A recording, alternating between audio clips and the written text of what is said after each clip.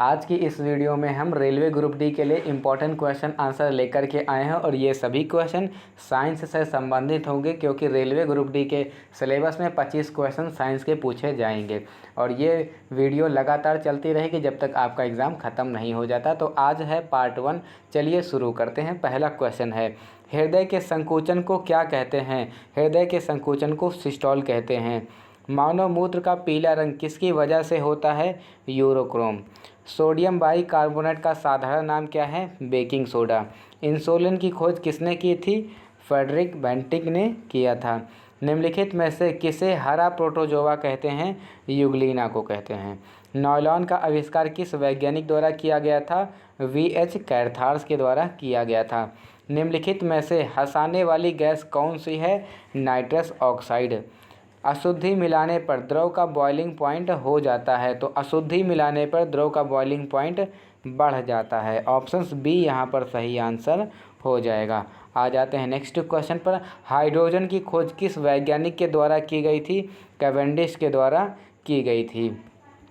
Cusec में क्या मापा जाता है? जल के बहाव को मापा जाता है। निम्नलिखित में से किस कोशिकांग को एटम बम कहते हैं? लाइसोसोम को कहते हैं। निम्न में से कौन सा रोग दूषित जल पीने से होता है? तो टाइफाइड। टाइफाइड जो है ये दूषित जल पीने से होता है या दूषित भोजन करने से भी होता है। पेलाग्रा नामक रोग किस विटामिन की कमी से होता है? विटामिन B5 की कमी से होता है। दूध के घनत्व किसके द्वारा मापा जाता है? लैक्टोमीटर के द्वारा। प्लाज्मा झिल्ली किसकी बनी होती है? तो प्लाज्मा झिल्ली प्रोटीन और लिपिड दोनों से बनी होती है, इसलिए यहाँ पर ऑप्शन डी सही आंसर हो जाएगा, ए और बी दोनों। चंद्रमा की सतह के अध्ययन को क्या कहते हैं? चंद्रमा की सतह के अध्ययन को सेलेनोलॉजी कहते हैं। ऑप्शन ए यहाँ पर सही आंसर हो जाएगा। आ जाते हैं अब हम नेक्स्ट क्वेश्चन पर। किस विटामिन की कमी के कारण शरीर में सीलियक रोग हो जाता है? विटामिन डी की कमी के कारण शरीर में सीलियक रोग हो जाता है और विटामिन डी की कमी के कारण शरीर में रिकेट्स नाम का भी रोग होता है। पीलिया किस अंग से संबंधित रोग है? तो पीलिया यकृत को प्रभावित करता है। यकृत जिसको इंग्लिश में लीवर कहा जाता है, तो पीलिया लीवर को प्रभावित करता है। क्वेश्चन क्या पूछा है? पीलिया किस अंग से संबंधित रोग है? लीवर से। कुत्ते के काटने से कौन सी बीमारी होती है? कुत्ते के काटने से रेबीज नामक बीमारी होती है। हाइड्रोफोबिया किसके कारण होता है? तो रेबीज के विषाणु के कारण हाइड्रोफोबिया होता है। ल्यूकोडर्मा किसकी बीमारी है? तो ल्यूकोडर्मा स्किन की बीमारी है, त्वचा की बीमारी है। जो सफ़ेद दाग होता है वही है ल्यूकोडर्मा। निम्न में से किसे वर्गीकरण विज्ञान टैक्सोनॉमी का जनक कहा जाता है? लिनियस को कहा जाता है। लिनियस को टैक्सोनॉमी का जनक कहा जाता है।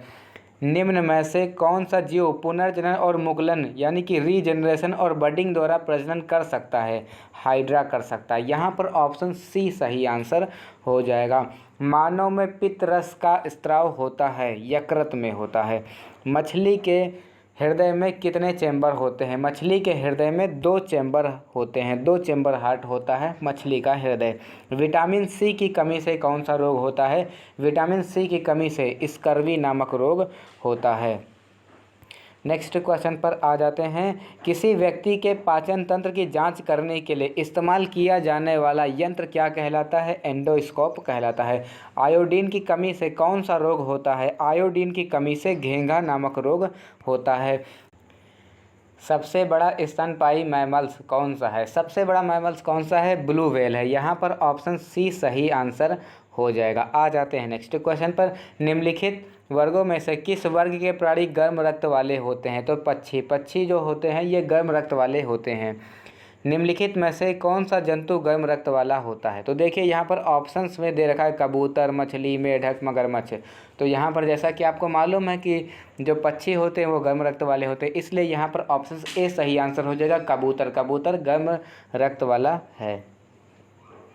पक्षियों में कितने कक्षीय हृदय होते हैं? तो पक्षियों में 4 कक्षीय हृदय होता है। निम्न में से किसके अध्ययन को माइकोलॉजी कहा जाता है? कवक के अध्ययन को माइकोलॉजी कहा जाता है। मानव शरीर के किस अंग का प्रत्यारोपण नहीं किया जा सकता? मस्तिष्क का। ब्रेन का प्रत्यारोपण नहीं किया जा सकता।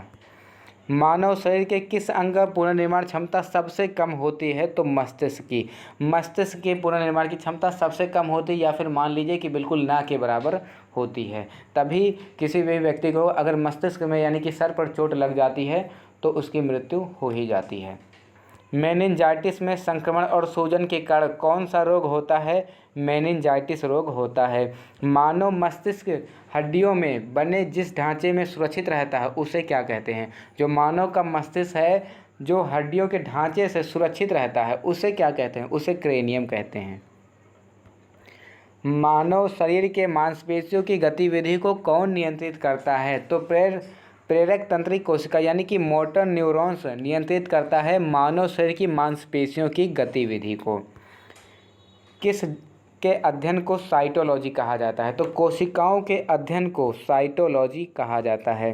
प्रकाश संश्लेषण कहाँ होता है? तो प्रकाश संश्लेषण क्लोरोप्लास्ट में होता है। यहाँ पर ऑप्शन सी सही आंसर हो जाएगा। लाल रक्त कणिकाओं का निर्माण हमारे शरीर में कहाँ होता है? अस्थि मज्जा में होता है। लार किसके पाचन में मदद करता है? स्टार्च के पाचन में मदद करता है। वयस्क मानव शरीर में हड्डियों की संख्या कितनी होती है? 206 होती है। इन्फ्लुएंजा रोग किसके कारण होता है? विषाणु के कारण होता है, वायरस के कारण होता है इन्फ्लुएंजा रोग। निम्न में से कौन वायुमंडल में ओजोन परत की मोटाई मापने की इकाई है? डॉप्सन। डॉप्सन वायुमंडल में ओजोन परत मापने की इकाई है। निम्न में से किसके कारण टमाटर का रंग लाल होता है? लाइकोपीन के कारण टमाटर का रंग लाल होता है। निम्न में से कौन सा विश्व का सबसे बड़ा पुष्प है? रेफलेशिया। जो रेफलेशिया है ये विश्व का सबसे बड़ा पुष्प है और आप ये स्क्रीन पर देख पा रहे हैं, यही है वो पुष्प रेफलेशिया जो कि विश्व का सबसे बड़ा पुष्प है। और आइए अब हम आपसे एक क्वेश्चन क्विज़ पूछ लेते हैं और इसका जो भी आंसर होगा कमेंट करके आप लोग ज़रूर बताइएगा। किसके अध्ययन को साइटोलॉजी कहते हैं? तो ऑप्शंस दे रखा है ए में जीवाणुओं के अध्ययन को, फसल के अध्ययन को, कोशिकाओं के अध्ययन को या जनसंख्या के अध्ययन को। जो भी ऑप्शंस इसका सही होगा आप लोग कमेंट करके बताइएगा। और ये वीडियो आपको कैसी लगी कमेंट करके बताइएगा। जल्दी ही हम नेक्स्ट पार्ट लेकर के आएंगे। मिलते हैं फिर हम आपसे नेक्स्ट वीडियो में, तब तक के लिए जय हिंद।